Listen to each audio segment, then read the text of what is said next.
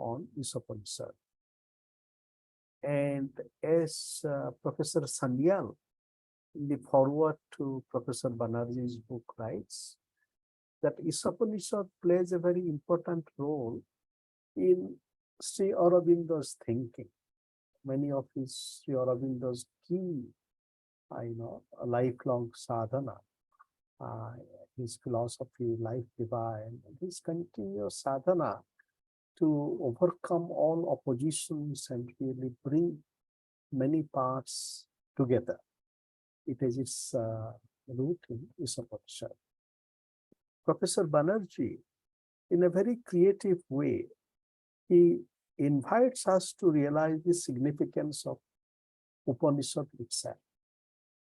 And out of many that he gives us, one is that how Upanishad offers a sustained counter-critical, counter-cultural critique of doxic reductions of the Vedic, especially the Vedic which were serving the materialistic ends or social hierarchies. And the way Upanishad does with many movements, also a particular movement of language. And two aspects of this movement of language is that an intimate speech and an intuitive speech. And therefore, meditations on Ishopaishad, building on the larger genre of Upanishad, has a deep significance for all times, including the contemporary world. Sri Aurobindo himself, in a very deeply inviting sense, he challenges us what can be called as to relate to Upanishad without boundaries. For Sri Aurobindo, the Upanishads are epic hymns of self-knowledge and world knowledge and God knowledge. For Sri Aurobindo, the poetic sentences of Upanishads are full of revealing power and suggestive thought color that discover a whole infinite through a finite image. Some of the prose Upanishads offer vivid narratives which can resonate with anthropological and sociological practice of description, but they also offer glimpses of that extraordinary stir and movement of spiritual inquiry and passion for the highest knowledge which made the Upanishads possible. So therefore, the Upanishad, especially Ishopaishad, it is deeply challenging lines. Isavasyam idam sarvam jatkinchit jagatyam jagat. It is a perennial source of human wisdom. And in a very creative way, Professor Banerjee also relates it to the pre-Socratic philosophical tradition, as well as he brings insights from contemporary philosophers like Giri to help us understand Ishopaishad. So, Professor Banerjee, please. Thank you so much, Ananta, for that lovely preamble leading to this discussion about the Isha Upanishad. And I hope we will have an opportunity to converse, because that will be a special honor and pleasure for me. So today's talk, as you have mentioned it, it's reflections on the Isha Upanishad. And I'm going to address the Isha Upanishad in certain ways that relate to the book that I wrote, that my dear friend Ananta read and invited me to give this talk.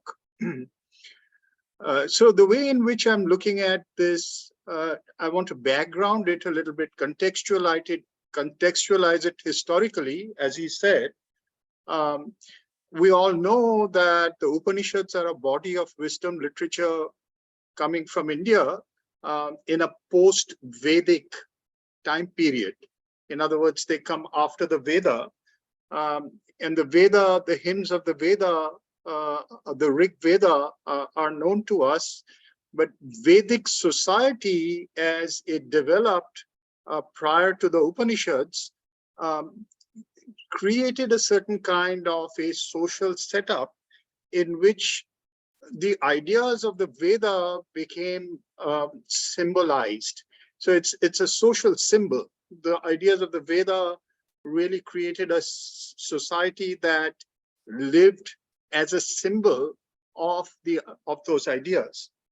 And this creates a certain kind of a, one may say, a very tight way of life in which everything is ordered by certain types of conventions, the symbols, the conventions of those symbols. And there is no real place for the individual in that society. See, there's no I in that society. And so that this kind of a very tight structuring of society leads to a different way of thinking in trying to emerge out of that condition.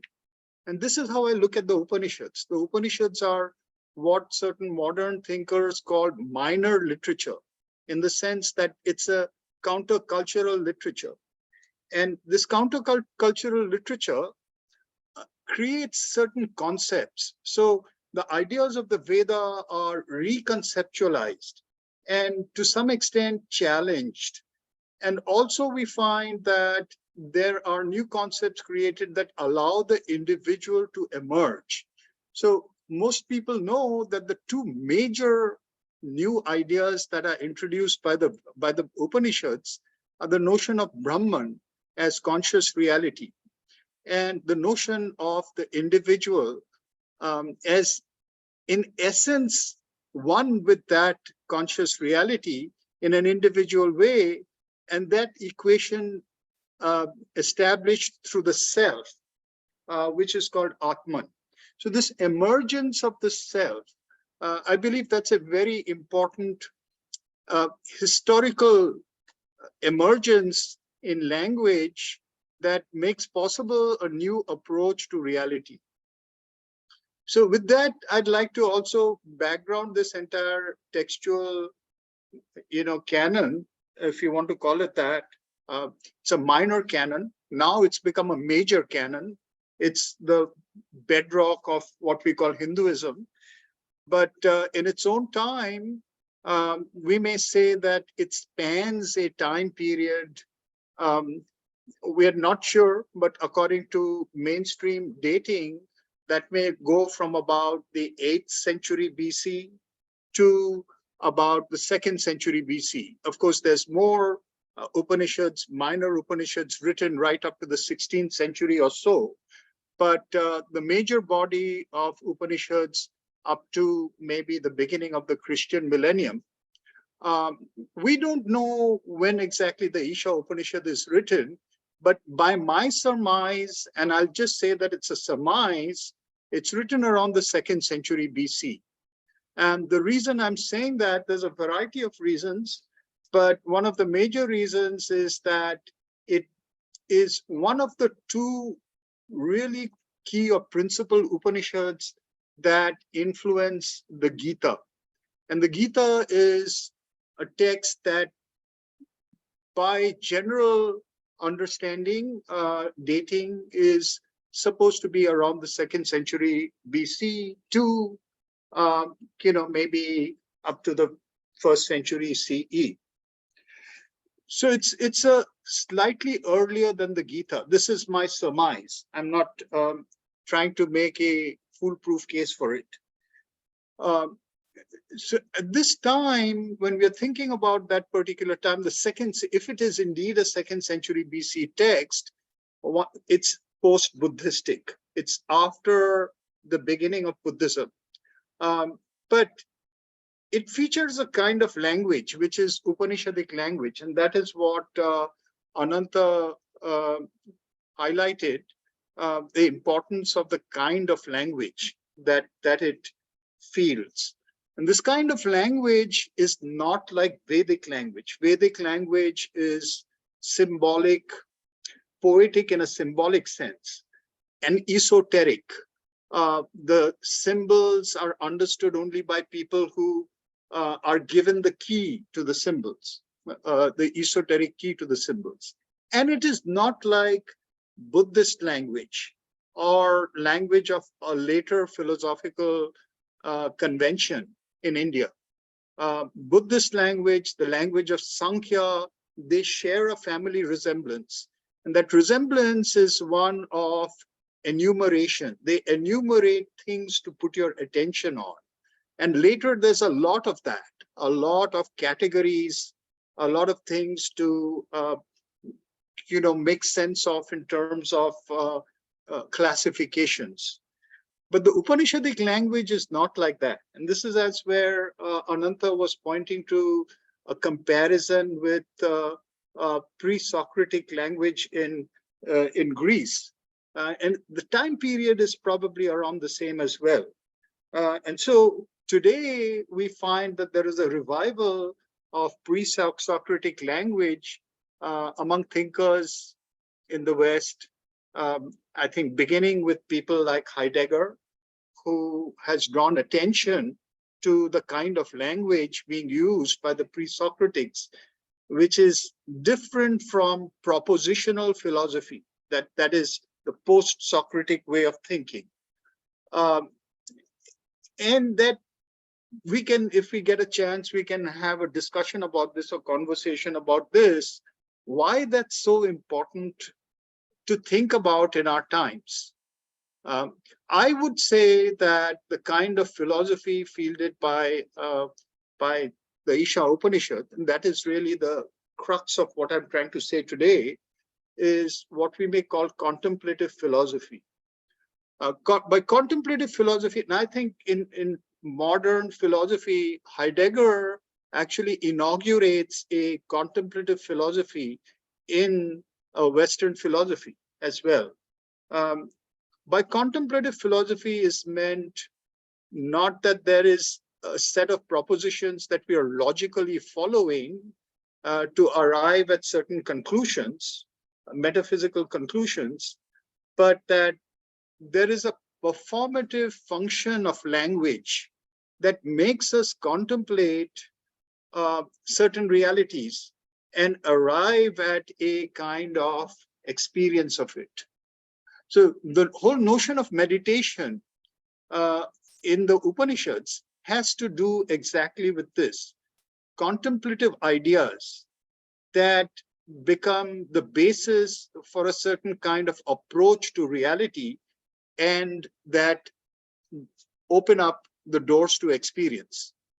So with that, I would like to point out how the Upanishad, the Isha Upanishad achieves that, following Sri Aurobindo, but also building on Sri Aurobindo. The other thing I want to point out, which is not what Sri Aurobindo has pointed out, is the political function of something like this text. And I'd like to draw your attention to this. So political function, by political function, we can already see in my preamble, as I was trying to present it historically, the Upanishad is emerging out of a certain social context. The social context is a political context.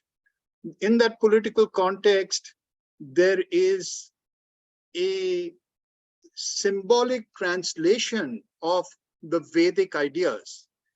And without going very extensively into what those ideas are, I would like to characterize those ideas as heliocentric. By heliocentric, I mean that there is a sun, which is like the emblem of truth, and there are realities that are controlled by the sun. There is a single authority, and there are rotating authorities in the orbit of the sun. Now, this heliocentric idea is the understanding of the Veda, and in the hymns of the Veda, the heliocentric idea is quite pervasive. In social translation, that creates a a centralized state. It's a social centralized state, not the same kind of centralized state as modern dictatorships or military states or things like that. But even the term used for a state in the Vedic times that continues till later times is Rajya Mandala. Rajya Mandala is like the imperial circle, would be the translation of it. And a heliocentric reality is a Surya Mandala, that is a circle of the sun. So this notion of a circle of the sun is actually what is being translated into society. And this is the very, I'd say, hierarchic society in which people are living at that time, hierarchically structured by the caste system, by roles and functions, and by rituals for everything, by which there is a certain kind of idea of how the world runs or rotates. So into that we have this Upanishadic tradition. And so when the Isha Upanishad comes, it's as I said, not a very early Upanishad. It's already extremely precise, and it's what one might call lapidary. It's like a crystal that's been cut precisely. So its use of language is extremely self-conscious, and we find that it tries to achieve what it wants to do in the scope of 18 verses. And so where I'm following Sri Aurobindo is his division of these 18 verses. He points out right in the beginning of his interpretation that these 18 verses are divided into 4 movements. So we look at those 4 movements, and those 4 movements are movements of contemplative philosophy. In other words, each of those movements is actually taking us through a phase of contemplation that is opening up a certain kind of approach to experience. The other thing to note is exactly what I said about the heliocentric idea and how this Upanishad is addressing that idea. See, so in many ways, these Upanishadic writings and even the Gita are taking the emblems and symbols of the Veda and are psychologizing them, giving them psychological meanings. So here, I would like to first read the 18 verses to show you the 4 divisions. And I'll read them in translation, using Sri Aurobindo's translation, while acknowledging the fact that all translations are interpretations, and we don't have time to really nuance the meaning of these translations, but it is an interpretation. And this is how it goes. The first movement is composed of the first 3 verses. It goes, all this is for the habitation of the Lord, whatever is individual universe of movement in the universal motion. By that renounced, thou shouldst enjoy. Lust not after any man's possession. Doing verily works in the world, one should wish to live 100 years.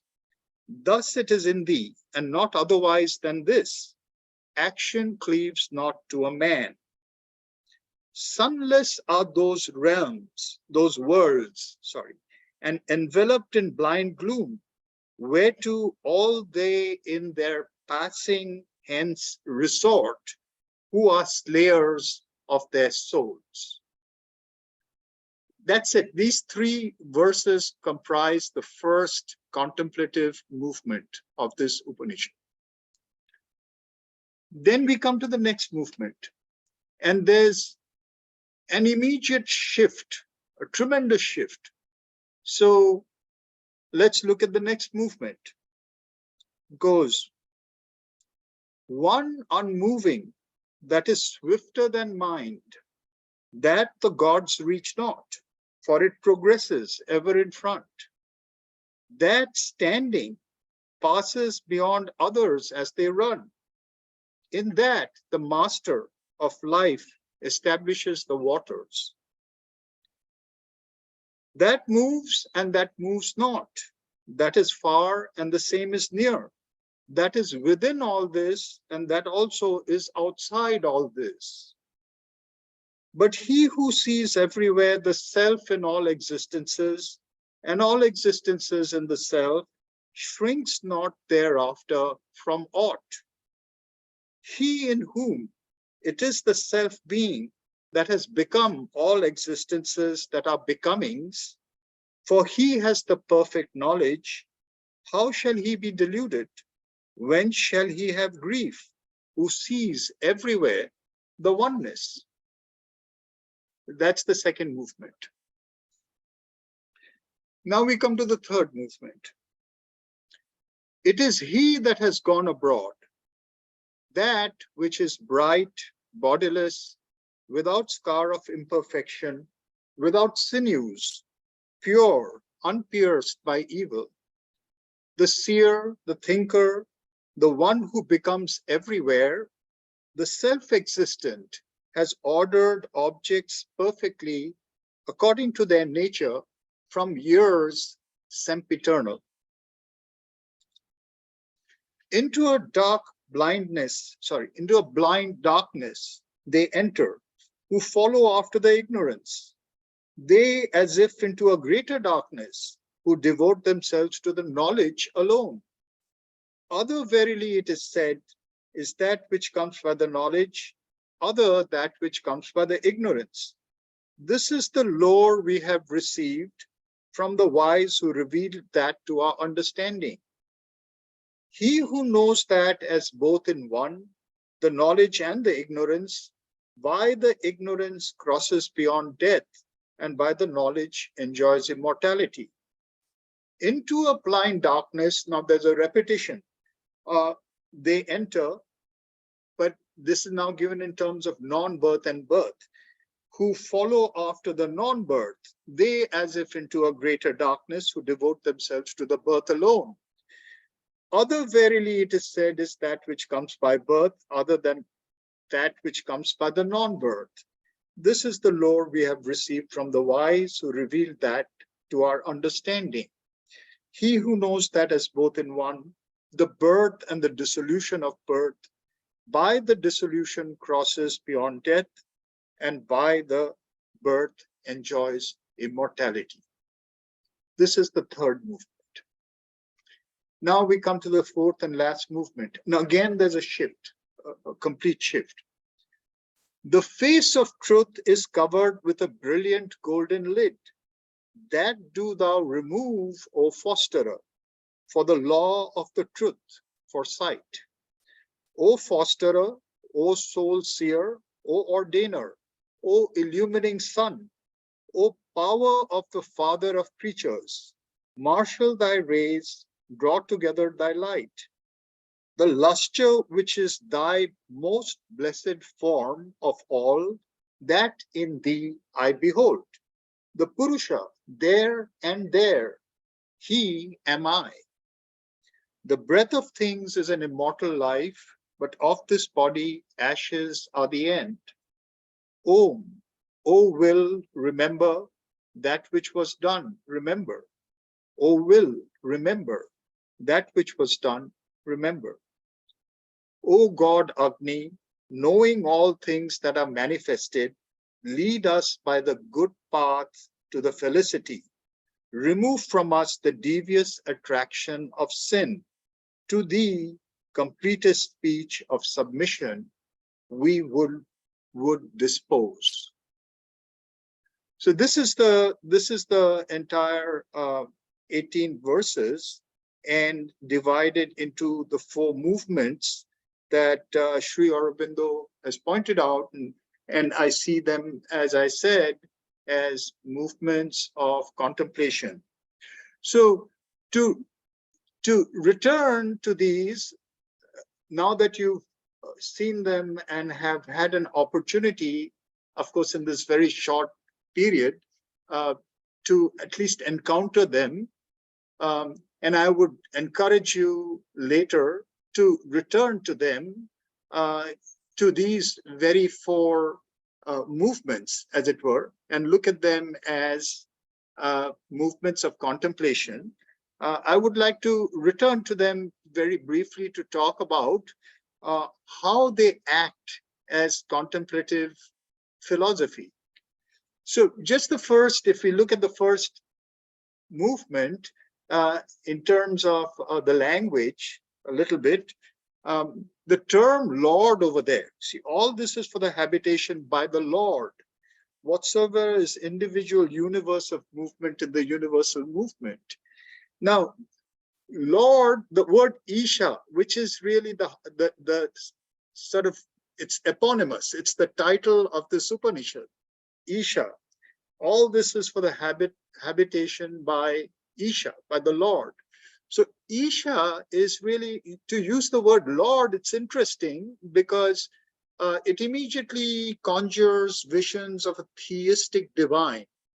But Lord also conjures a feudal idea, an imperial idea, the idea, in fact, of the heliocentric state of the Veda, a king, an imperial lord of some kind. And what Sri Aurobindo translates as individual universe of movement in the universal movement is actually in the text Jagatyam Jagat, which more commonly is the word Jagat is really world. It's like the planet Earth.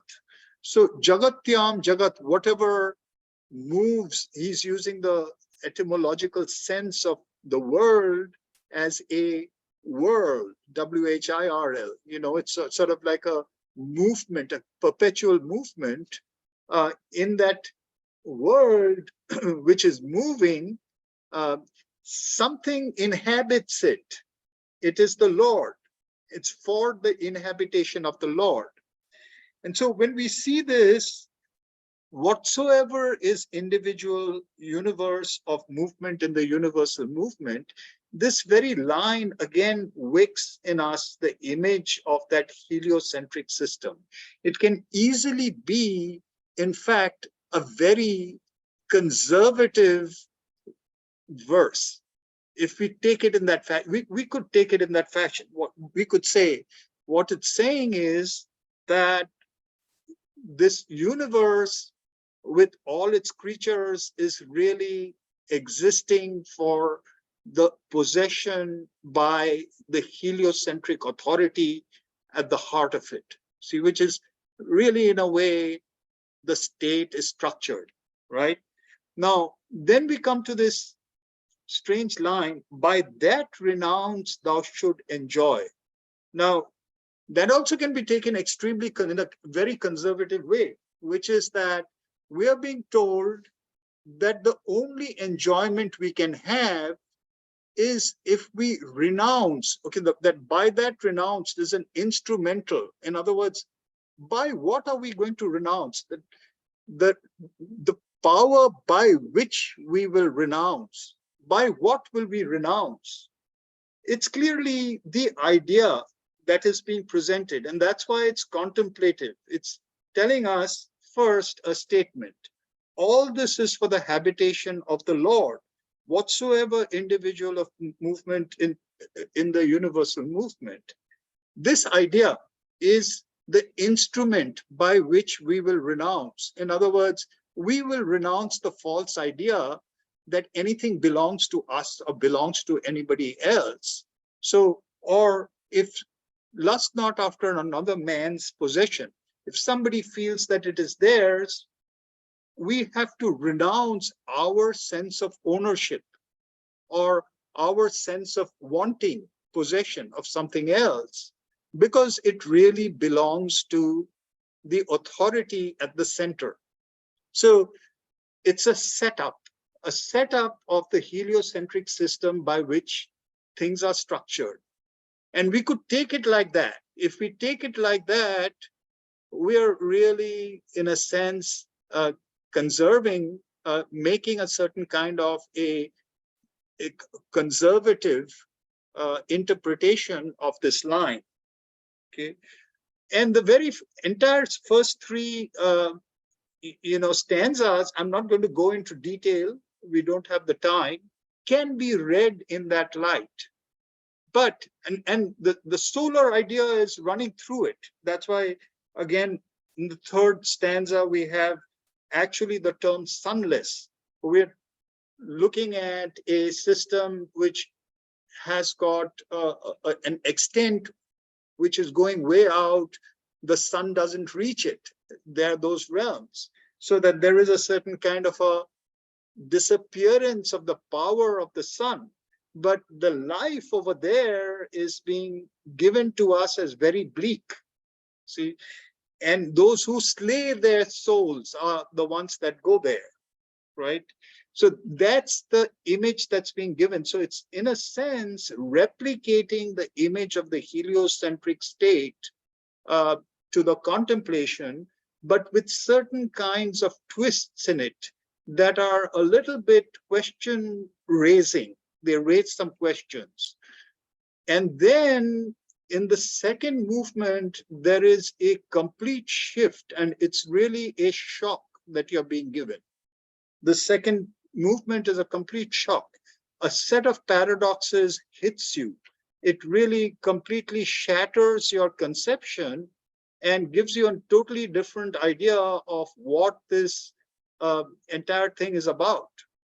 And so, again, without going through the whole thing, I'd like to point to the fact that there are these paradoxes which are actually relating the transient world, the world that is moving, to a world that is stationary still. Okay, so what is it and where is it, right? Is it some kind of a sun, some kind of a solar authority that is still and everything else is moving? It's what in Aristotelian terms we call the unmoved mover, right? The center that is moving everything but doesn't move itself. Is it that they're talking about? Or is it pluralizing that center? This is exactly what's going on. It sets up a system. And then in the second movement, it's forcing you to recognize the fact that every individual, and you as an individual, are that center. That center is not just one center. And it's through these paradoxical lines, it brings you to verses 6 and 7. But he who sees everywhere the self in all existences and all existences in the self shrinks not thereafter from aught. He who in whom it is the self-being that has become all existences that are becomings, for he has the perfect knowledge. How shall he be deluded? When shall he have grief? Who sees everywhere oneness? So this is exactly the flip that's taking place in the notion of the state. We're being told that you are the state, in a sense, that that center is everywhere. And you need to recognize that and realize that. The other thing that is happening here is that the idea of what one might call a time image is being presented. I could also call it, there are various terms that one could use for it. In the medieval Western world, they had a term for it. It was perpetual motion machine. A perpetual motion machine. It's a time machine not in which you go to different times, but a machine which generates time. So in the sense that here is something which is an idea that can either be static or that can be experienced as a dimension of time. In other words, an infinite exploration of something that is an image.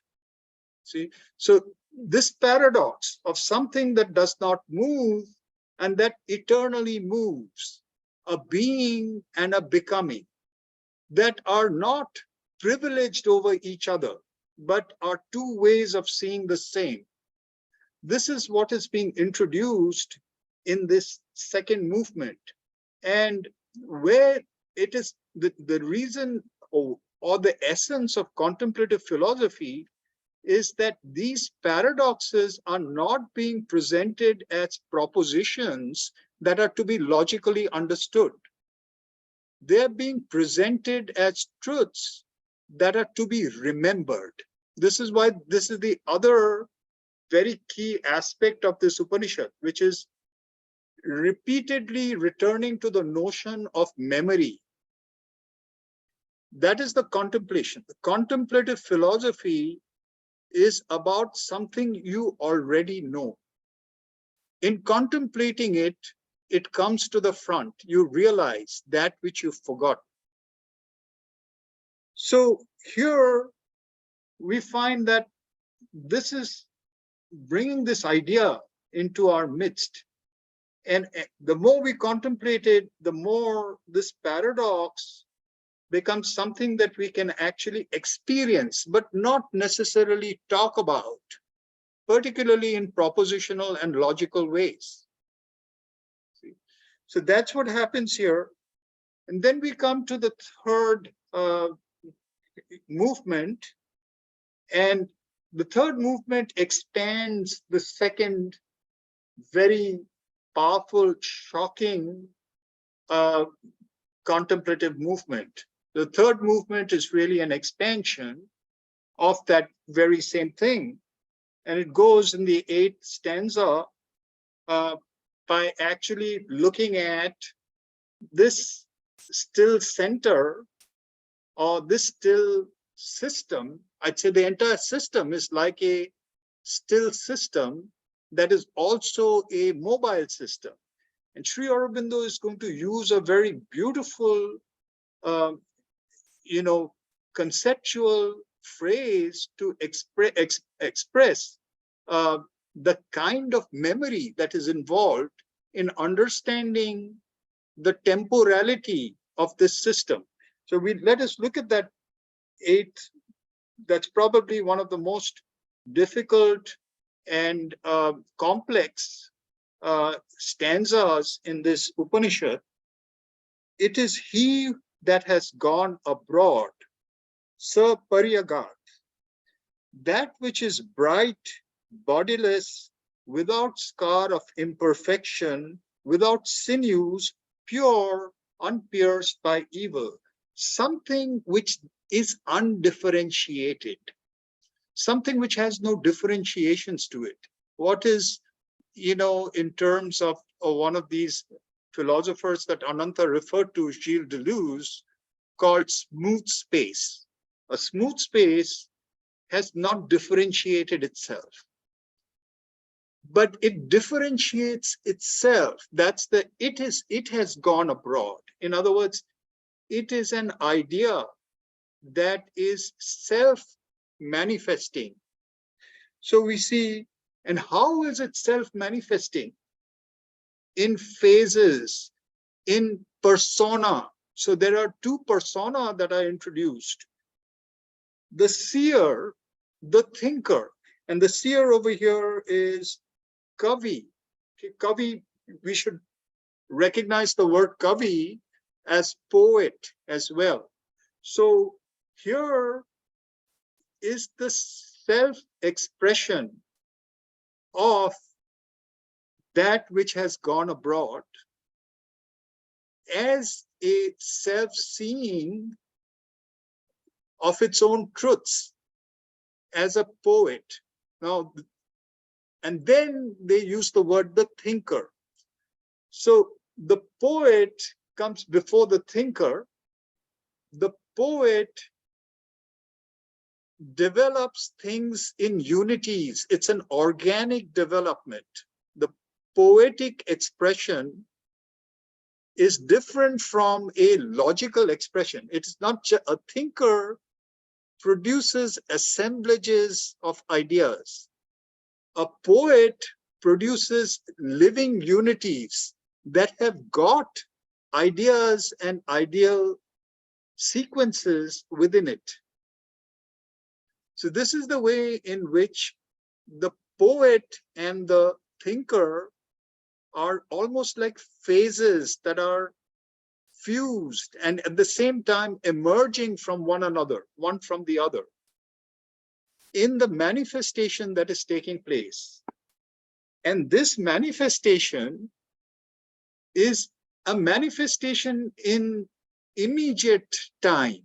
See, so, and here they're using a certain temporal word, sempiternal, that is something that belongs to an ancientness that has hazy beginnings, that can hardly be known how far back it goes.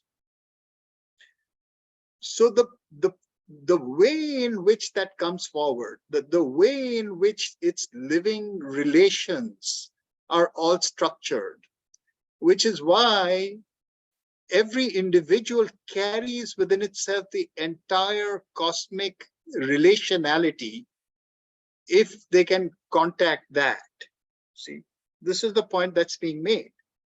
But the contact of that which is sempiternal is a memory. And that memory, here's where Sri Aurobindo uses that beautiful phrase. He says, it is not a memory in past time. It is a memory in perpetual time. This is a contemplative phrase, which is as powerful as the rest of this Upanishad. It is not a memory in past time. It is a memory in perpetual time. In other words, these dimensions of experience of the becoming in time and the existence of this reality outside time are simultaneous.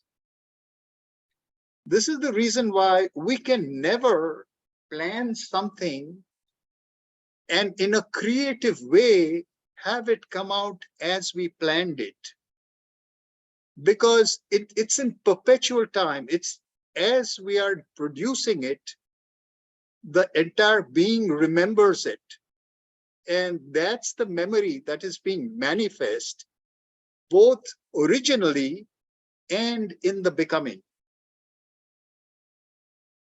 So that's the way in which the bridge is taking place. And then from here, we move on to those verses that are erasing the hierarchy between being and becoming. It is telling us, if you go one way, you're entering one kind of darkness. If you go the other way, you're entering another kind of darkness. Even the received knowledge that entering into the being from the becoming is a greater darkness than plunging into the becoming and thinking that that is the reality. That is one way. But sorry, is there something? No, please go ahead. Maybe that was a unintended. Okay, sorry. So this is, both these pairs of opposites are bringing us to the need that is being pointed out for the simultaneous experience of these two. This is the goal of this Upanishad. All that has been prepared till here is leading us to this goal, the objective. What is the goal of becoming of this Upanishad? And it is saying that either way, it's a different goal. You go to the knowledge, the vidya, the being, it's one goal. If you realize the becoming, it's another goal. Both of them are darknesses. But what you have to realize is both together. He who knows that as both in one, the knowledge and the ignorance, or the birth and the non-birth, by the ignorance crosses beyond death, and by the knowledge enjoys immortality. In our being and our becoming, we experience forms of eternity. We experience a transcendental eternity, or we experience a temporal eternity. See, a existence in time that is eternal. So realizing both together as one is the goal of this Upanishad. So we come to the last movement, and we see how once this is presented, once the idea is presented, once the idea is made real in contemplation and developed and held up as a pole star to be realized, we find a shift again in the fourth movement. And this fourth movement is where, again, the heliocentric idea returns. Now that we've recognized that this helios is not a simple single helios, it's a plural helios. It's a helios that's everywhere. And that is now to be recognized by a shift in our possibility of knowledge. So all that has been told to us is not easy to realize. And it is not easy to realize because our ability to experience is cosmically constrained. This is the golden lid that is being talked about. There is a form of experience that we have that is creating these dualities. And to experience both as one, we have to go beyond that form of experience. And for that, we have to call for something that is outside our possibilities of experience. And that's why the fourth movement becomes a prayer. It suddenly starts addressing the Vedic gods. These are all Vedic gods that are being addressed. O fosterer, Pushan, for the law of truth, for sight, remove the golden lid that covers the face of truth. And then again, these various names, all these are names of the sun god, whether Pushan or you find Surya, Prajapati, all these are names of the sun god with different functions. And they are being all called because we are face to face with this time image at its source, where it is both being and becoming. It is both at once. This is that which is being beheld at this point. And so there is a certain kind of awe to these stanzas, and they lead to a vision of the being as everywhere. So this is the pluralization of the helios. As he says over here, the lustre, which is thy most blessed form of all, that in thee I behold. The Purusha, there and there, he am I. This is another ploy of the Upanishads. We'll find this even in the Brihadaranyaka Upanishad. Sometimes they stop naming things and acting like they're pointing, indicating objects around. It becomes an immediacy of experience. The Purusha, there and there, it's pointing to everything around it. It's seeing the Purusha everywhere. He am I. So that's that famous Mahavakya, Sohamasmi, he am I. And again, it creates that space where the individual is the one, the cosmic being. And then, of course, the last two stanzas where in a way we are going back to the origin. What is the Lord? Who was the Lord? The Lord is the will that's in us. The Lord is the Lord whose habitation is all things, is this will, this fire that's in the heart of every being.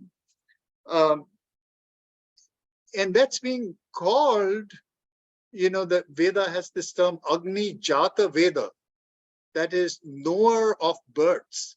In other words, the one that possesses the memory of its own eternity. So that is being invoked. And that memory, again, coming back to the memory, which is the memory in perpetual time, is being invoked from within, from this Vedic God that dwells within us, the sun God that dwells as fire within us all. And that's how it ends. And Sri Aurobindo points out the interesting thing about this whole exercise is that it starts with a Vedic idea, which in a sense can be a distorted Vedic idea, and it takes us through a journey of a individual realization of that Vedic idea as a plural idea. And it ends with a verse which is an actual Vedic verse. He points out that the last verse is taken from the Veda. And that's how, in a way, the Upanishad is creating a revised understanding and at the same time saying this is what the Veda is really about. So I think in a way that is where we see the power of this Upanishad and the Upanishadic tradition in creating the space from which these truths can be recovered out of a such certain kind of political, entrapment. Thank you. Thank you, dear Debashish. Very deep and rather creative and critical engagement. And it really invites us to think deeply and together. The one question to meditate with is that Ishvara, Isa Vasyam Sarvam Idam. Now, Sri Aurobindo translates as the Lord. But as you are suggesting that it is a theistic interpretation, but Isa is not necessarily bound to a kind of the theistic way, because there is a openness in the reality and the vision of the Isa. And so that way, so it's yes, Ananta. I mentioned that only from the viewpoint that from today's understanding, a word like Lord is something that we easily relate to a theistic idea. But Isha, Sri Aurobindo also points out here and elsewhere, he has extensive commentaries on these verses, apart from even the one that is his final commentary. The term Isha means the master of will. Actually, even to say master of will is really a redundancy. To say master is enough. But I think that or he or that which possesses will, that's why we go back at the end to, oh, will remember. Okay, so what has the power over the world? And see, the thing is that I think what I didn't bring out is also, I feel that's the political sense, that this is a kind of political philosophy. Will, we can either evade. See, Buddhism evades will altogether. Buddhism, that first stanza talking about the movement in the movement, it could also be the way in which Buddhist ideas start. Everything is transient. okay? But they will not engage the transience with a will. Here, the question of will is being fielded from the very beginning. And I think so the word Lord has to be understood in the sense of who possesses the will that pervades the universe. See? So from the point of view of political will, I think, it makes sense. It's not a theistic idea, but it is more a fundamental philosophical idea, Isha, as the being of will. Thank you. So we'll continue our conversation. So we are blessed by many friends here. So I invite friends to kindly share their thoughts. And then after a few friends, I request Debashish to kindly take note. Then we would have your reflections. So friends, please, who would like to share their thoughts, please?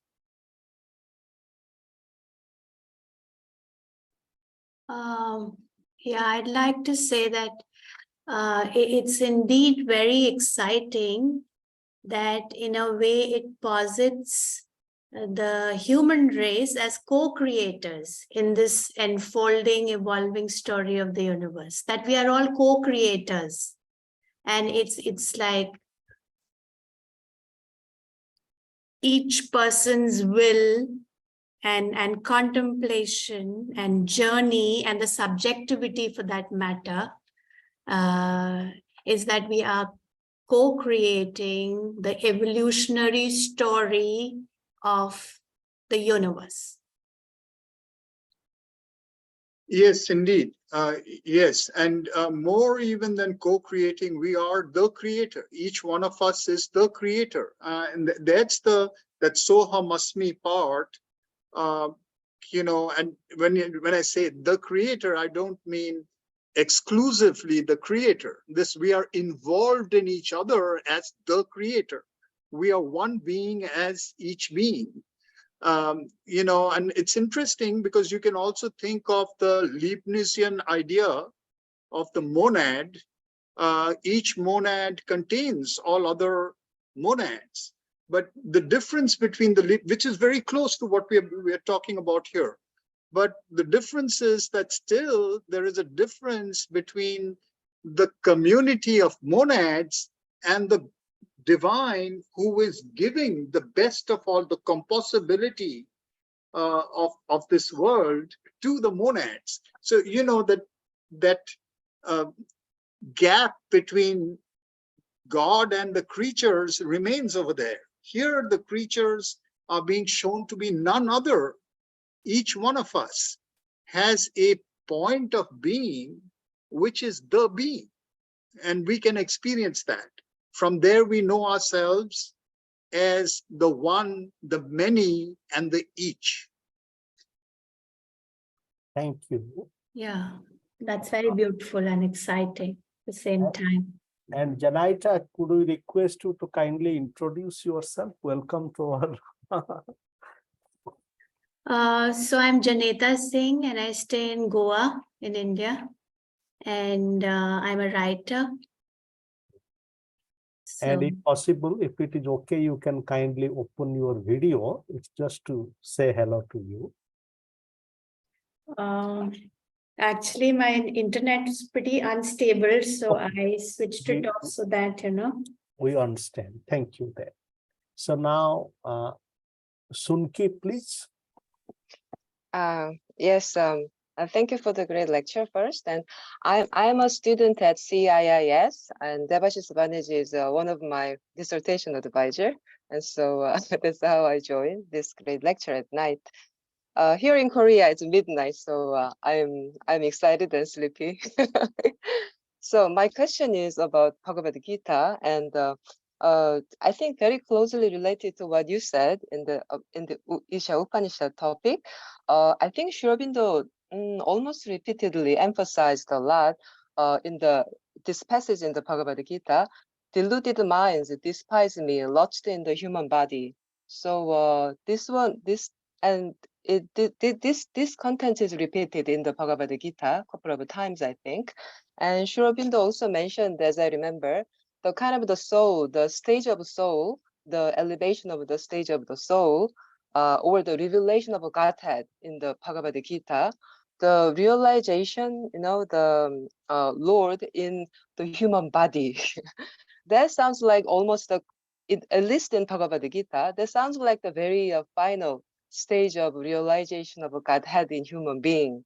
It sounds like to me in Sri Aurobindo's interpretation, and and your comment tonight, the Isha Upanishad message, the paradox and the being and becoming and coming together.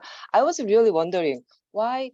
I thought I could understand, but this is very subtle. So as soon as I got some impression, this may be it. I I almost at the same time I just forget the clue. So yeah, so I hope you give a little more. Yeah, if you help me the clarification about this, I would very appreciate it.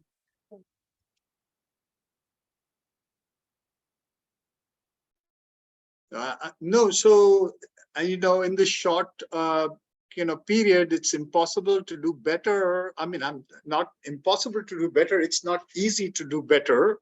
And I'd say that as a contemplative philosophy, that's the problem. Contemplative philosophy is challenging us and basically knocking on the door of our normal experience to open up a new dimension. It's really another dimension of existence that it's inviting. Just like the koan, for example, in the Zen system, there is no answer to it. It's not actually telling you all this so that you can describe it, but you can experience something that is not our normal experience. So, and yes, as you said, it is not a easy experience. I mean, this is actually what Sri Aurobindo makes this the basis of his life divine. And this experiencing the two together is what he's calling supermind. It is something that is, you see, the reason we cannot experience this on a perpetual basis easily is because there is a cosmic kind of dividing line that they are talking about. And that cosmic dividing line has to be crossed through long preparation and through long contemplation and experience, repeated experience. So, one can open to a glimpse of it and one can hold it. That's the beauty and power of the Upanishad. It's forcing that kind of simultaneous contemplation of opposites so that there is a certain kind of a flash of intuition of what it is from within as a kind of experience.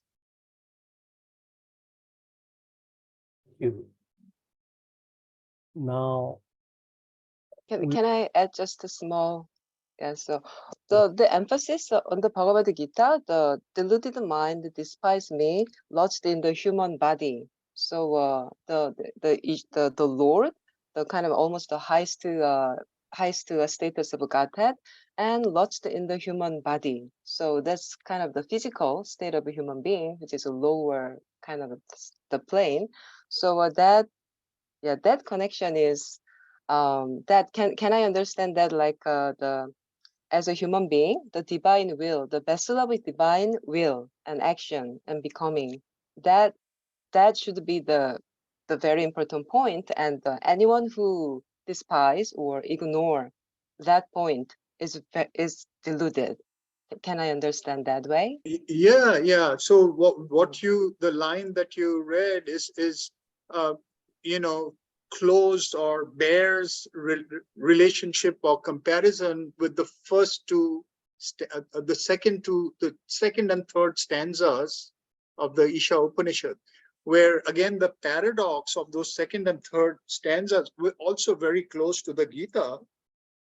If you notice that second and third stanzas, firstly, you're told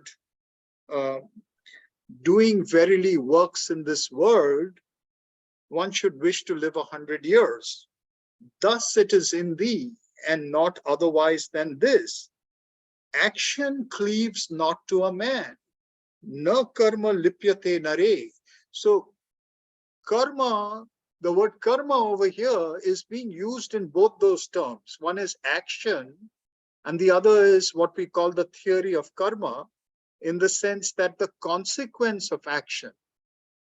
So action does not have any consequence that remains, that sticks or clings to what they're saying, the man. Now the man, who is the man, right? Who is the nara? The nara, I mean, so here there is a certain kind of a unconditional statement being made that the consequences of action will not stick to you. But that is related to what is being said before that. If you know that you are really a being that exists for the habitation of the Lord, you as a being, as a nara, are that idea that has gone forth. See, so you are the perpetual, perfect action of that which has gone forth, is becoming. While the next stanza will give you that other sense of the deluded person. And so the third stanza is going to say, sunless are those realms, and enveloped in blind gloom, whereto all they in their passing hence resort, who are slayers of their souls. So action doesn't cling to a man if there is this openness to being the Lord. But if there is a denial of that, then there is a slaying of the soul that is taking place. And one is cast into the darkness, you see. So there is this notion of the karma, the consequence of the action. Consequence of the action is, if I run away from my truth, I will be cast further and further away from the truth, see, into the dark realms. So this entire metaphor of light and dark is related to the heliocentric idea. So that's, we can see that it's the solar system that is really being the metaphor through which, the symbol through which this is being discussed. So thank you. So now we would gather a few more thoughts together, and then Debashish, you can kindly, after one or two thoughts. Now, other friends, please, willing to share some thoughts quickly. Anastasia?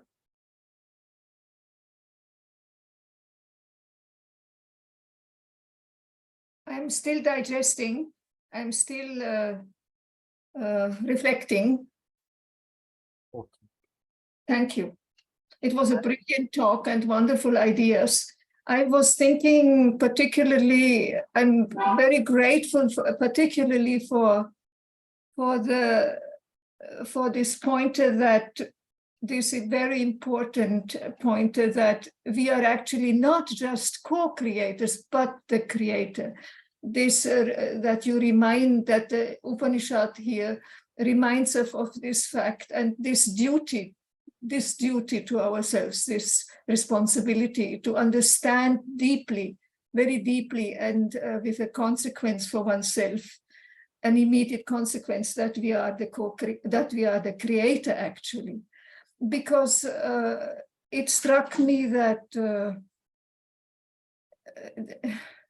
there are many voices nowadays which emphasize this element, that, or remind us from various sides, that we are co-creators, and this point that we are actually the creator, the most deeply spiritual and philosophical aspect or meaning of this, that we are the creator, is mostly overlooked. is, Yeah. is not brought into the foreground. Yeah.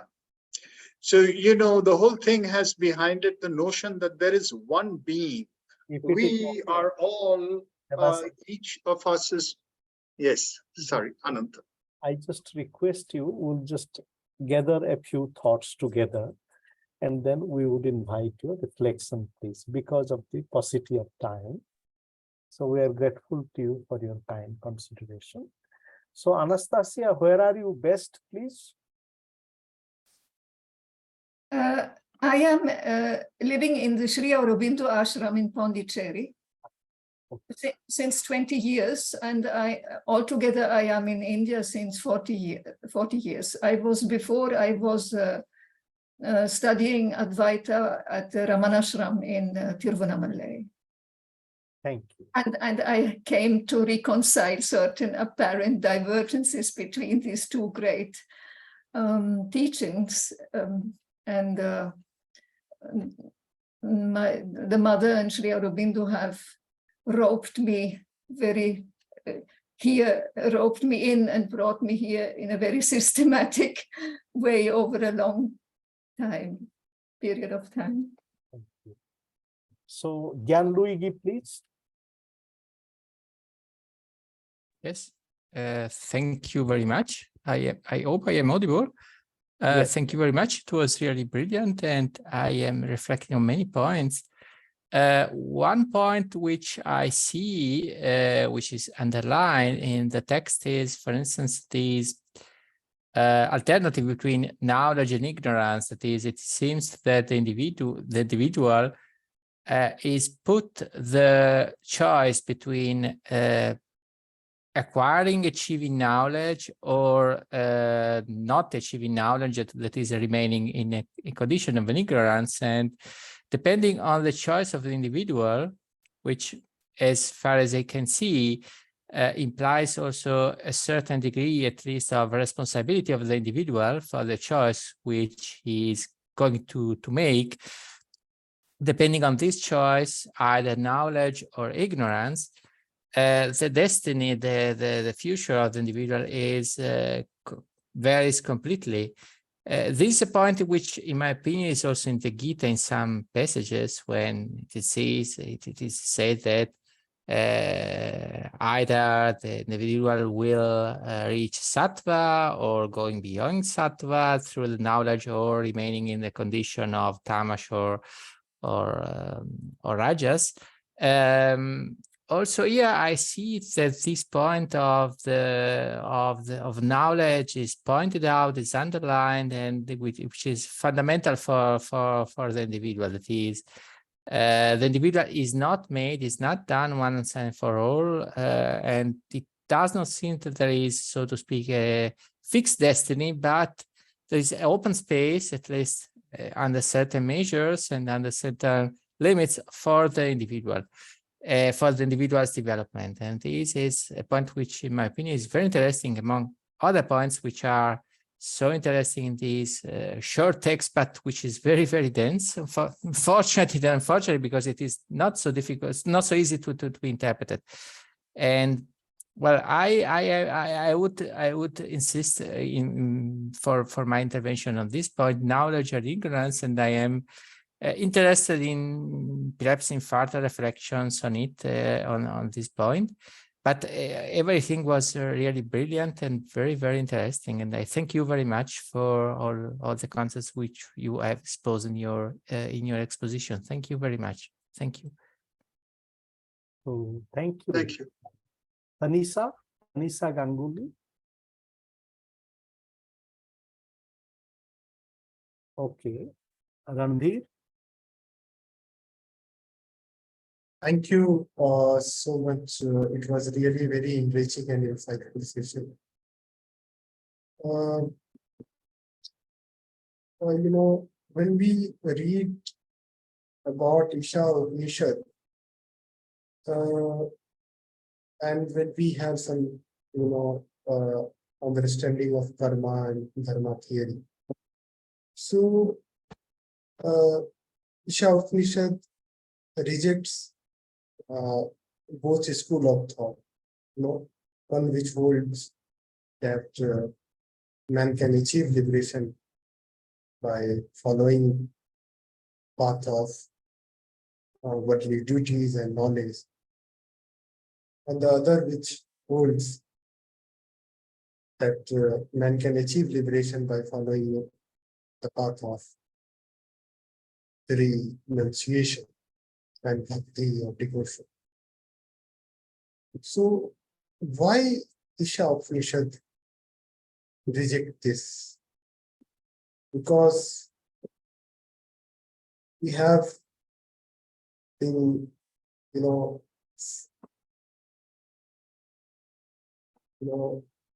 thinking about various means of salvation, and Sri Aurobindo himself understood Hinduism, which is not a dogma. So, not accepting these two paths, is it not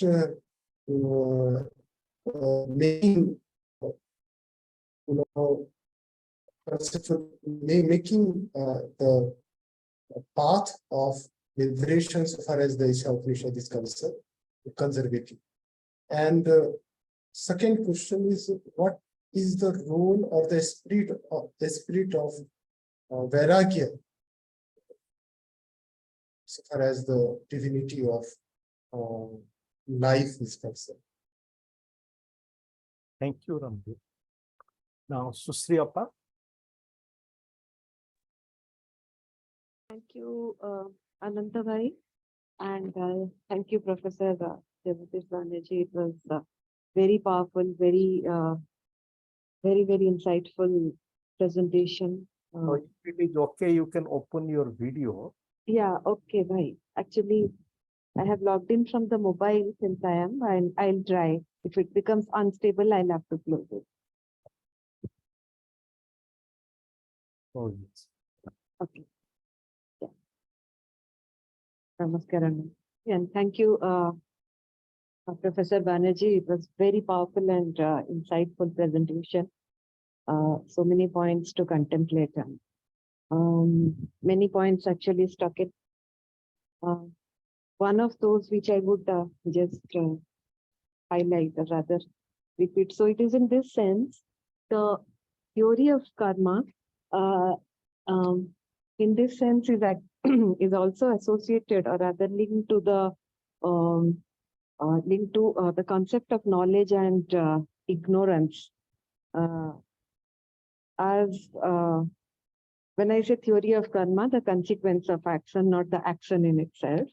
So as we understand from the Upanishad, that theory of karma gets, it is the knowledge of the knowledge and ignorance that brings a dividing line in the theory of karma. When I say knowledge and ignorance, to be more specific, the knowledge of self, or rather the search for self, which actually brings the dividing line between the two.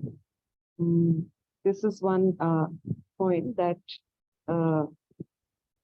I contemplate, and then the second point, of course, has been highlighted by other discussants as well, that that it is beautiful that it is in this sense we are actually from the co-creator, from the perspective of being co-creators, we are actually perceiving this as the being the creator and being one with the creation. So this has been, of course, highlighted by others as well. So possibly we can discuss these two a bit more. Yeah. So thank you. Now, Debashish. Thank you, Ananta bhai. Thank you, Professor Debashish, once again. It was very insightful. Now, Debashish, please.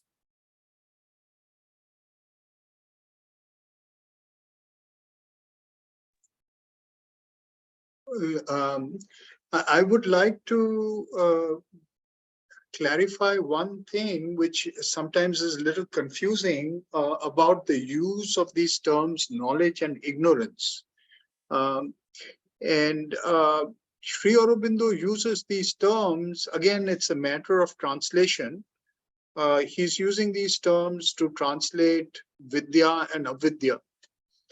But the interesting thing is that in his own interpretation, and these are categories of the Upanishads, by the way, vidya, just like, you know, the notion of the Atman, Brahman, etc. Vidya, avidya is a Upanishadic categorization. So Sri Aurobindo's interpretation of this is very interesting, because what differentiates vidya and avidya, as he says, as knowledge and ignorance, and why does the Upanishad point to ignorance also as a, not only ignorance as a darkness, but there's also something positive to ignorance. See, that's why he's saying knowing both as one. So you have to know the ignorance as well. So the analysis of knowledge and ignorance of vidya and avidya have to do with, you know, unity and multiplicity.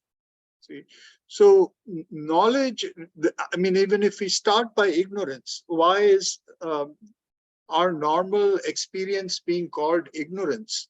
It's a Upanishadic epistemology, the theory of knowledge.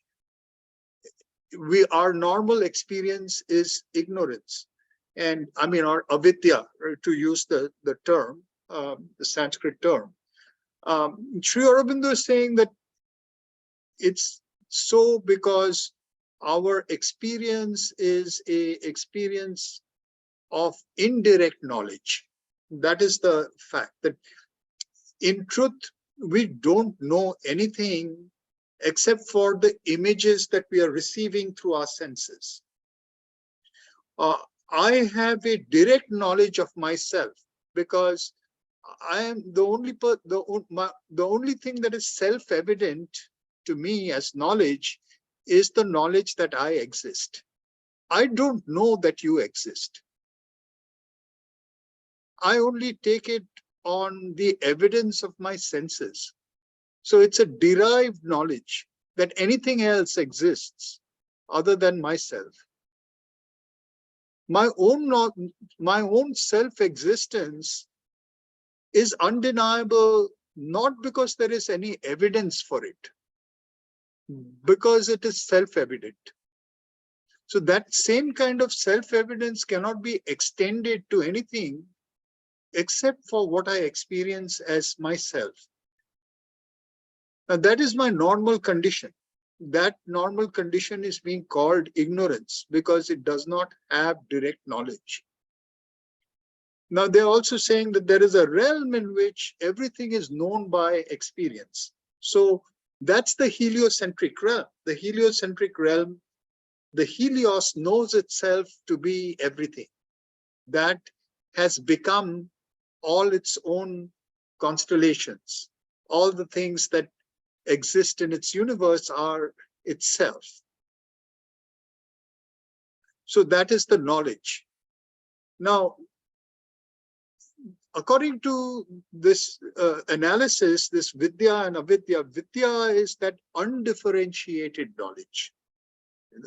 There is only one. While avidya is the multiplicity that has, in a way, lost the sense of its oneness.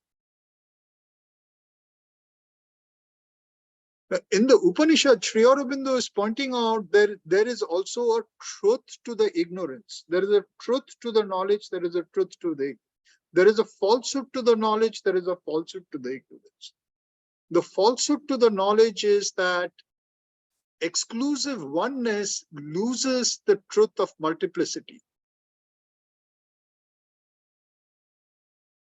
The truth to ignorance is that we are many, but there the many self-appearances of the one. Because the one is radically infinite.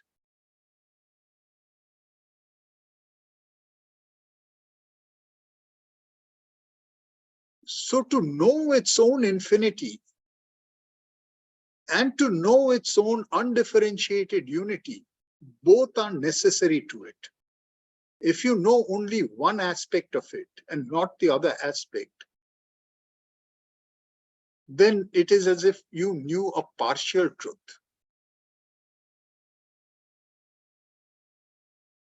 And that relates to the other question about, which I couldn't hear very clearly, Mr. Mishra, Shushri Mishra.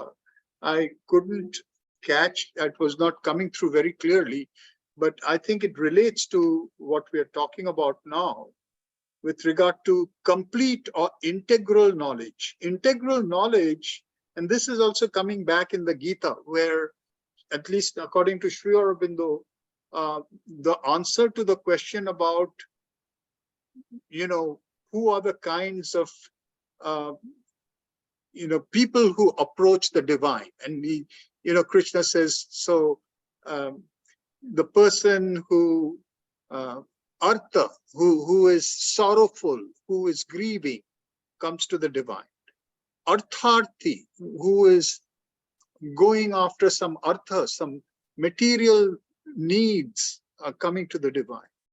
Jigyasu, the person who is curious, intellectual seeker, wants a lot of knowledge, is going for the divine.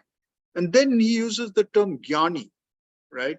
But jnani, the way in which jnani is being defined, is knowing me in the truth of my principles. This is the integral knowledge, not partial knowledge.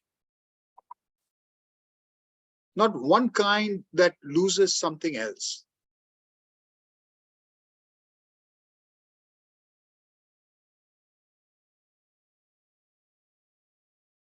Okay, so then, so slowly we would.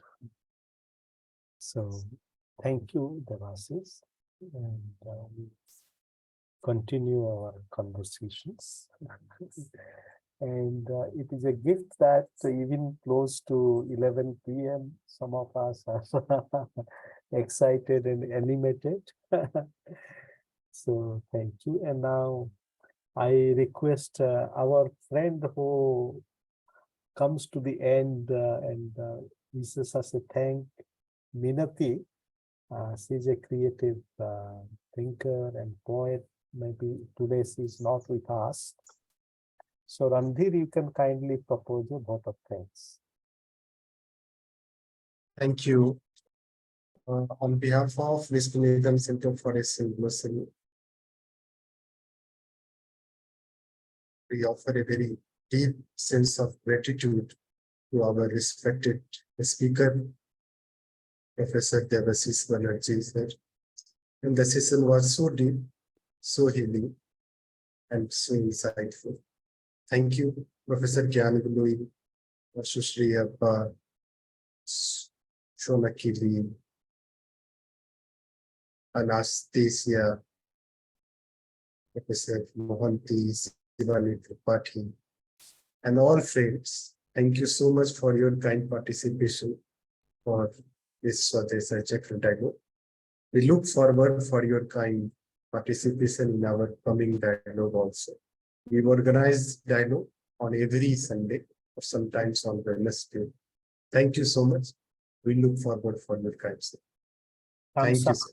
And we can say Kamsa Hamida. Kamsa Hamida.